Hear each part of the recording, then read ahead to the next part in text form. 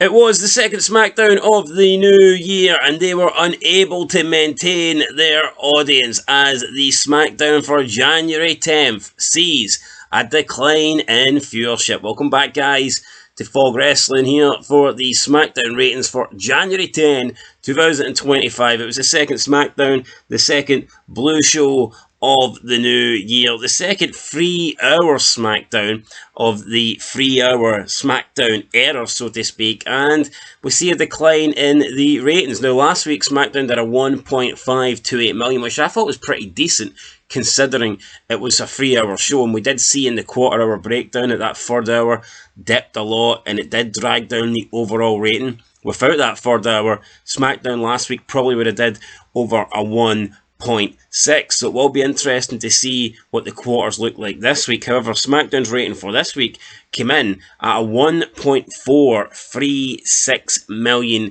viewers, so it is down on last week's. It's down 6%, and it is down 92,000 viewers. So yeah, down after last week's show.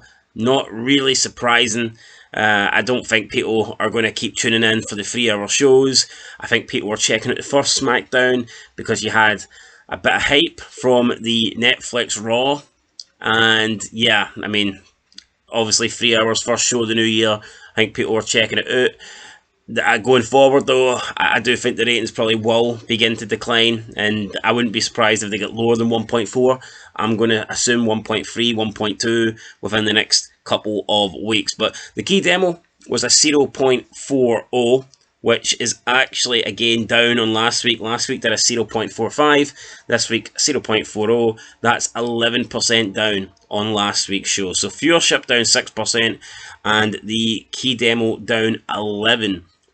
So not good there for SmackDown. In terms of what they were going up against, there was an Ohio State versus Texas college football playoff game that aired on ESPN, and that garnered almost 20 million views. So here, there was people watching TV.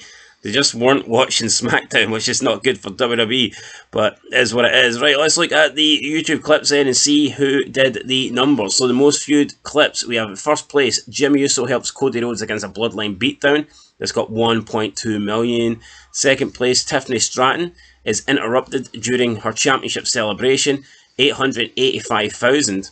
And then after this, we see a bit of a drop-off. So highest clip, 1.2 million. Second highest clip, 885,000. Third highest clip was Kevin Owens says Cody Rhodes is a hypocrite, and this only got 347,000. So, that's way less than half of what Tiffany Stratton got. So, big drop off there for, your World Championship feud. Not exactly great. Fourth place, got Bayley becoming #1 contender for the WWE Women's title, winning that Fatal 4-Way, 305,000 views. Fifth place, we got the title bout between Nakamura and LA Knight. Brings chaos, so obviously that led to a few interruptions. You had the Bloodline coming out, Cody, Kevin's came out, or not Cody, Kevin's, they got Cody and one of the Usos came out, that got 276,000. Sixth place, Cody Rhodes and Jimmy Uso take on the new Bloodline, so there you go, sixth place, 223,000 views. That's really poor there. Why is those numbers so low? That's shite. It really is shite. And then seventh place, we had Cody Rhodes and Kevin Owens go crashing through a table in last place there with 203,000 viewers. So, yeah, interesting to see that the Cody Rhodes stuff. Cody Rhodes and Jimmy Uso take on the new Bloodline, and Cody Rhodes and Kevin Owens go crashing through a table. They barely got 200,000 views, which is weird. But then again, the highest viewed clip was Jimmy Uso helping Cody Rhodes against a Bloodline beatdown. So I'm not going to say that shit didn't draw when it did have the highest viewed clip for the beginning of the show, but the stuff at the end with the actual match and then the ending of SmackDown with Cody and Kevin Owens going crashing through a table, for some reason, those clips just didn't really draw for whatever reason that was. Anyway, guys, that is your numbers there from SmackDown. Like I said, I do think we'll see things go lower and lower for SmackDown.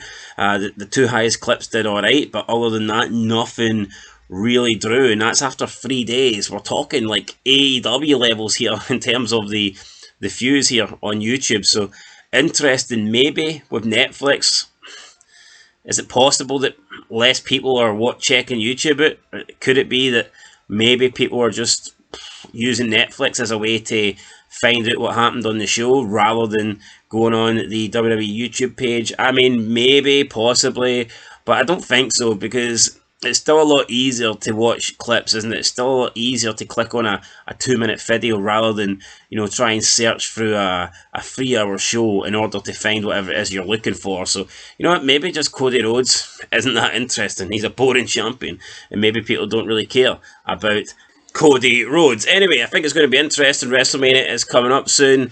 WWE, in my opinion, have two pretty stale and boring champions, Gunther and Cody. Will we see changes? Will we see new champions heading into Mania? Or will it be at Mania we get some title changes? I think it's going to be interesting to see what they do with the titles over the next few months. Anyway, guys, that's it. Let me know your thoughts down below. Leave a like, leave a comment, leave whatever you want. And we're leaving you now. Till next time, peace.